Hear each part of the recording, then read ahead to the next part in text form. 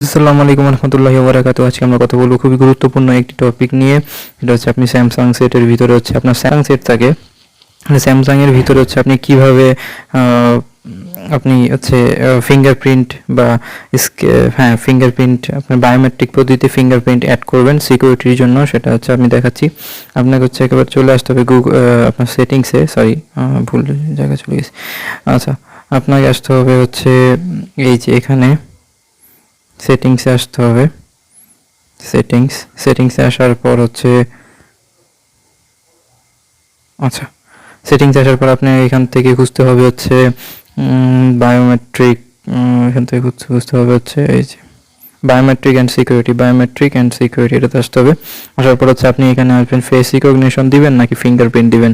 ফিঙ্গারপ্রিন্টই সবাই দিয়ে থাকে, সো ফিঙ্গারপ্রিন্ট হচ্ছে আপনি অ্যাড করবেন এখানে। আমি আমার পিন কোডটা দিয়ে দিচ্ছি, হচ্ছে অ্যাড ফিঙ্গারপ্রিন্ট দেওয়ার পর এখানে হচ্ছে অপশন আসবে।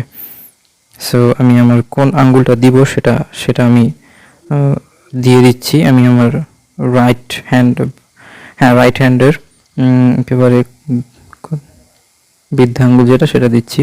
এখানে হচ্ছে যেরকম আসবে try to fingerprint again, catch করতে পারতেছে না, ঠিক আছে।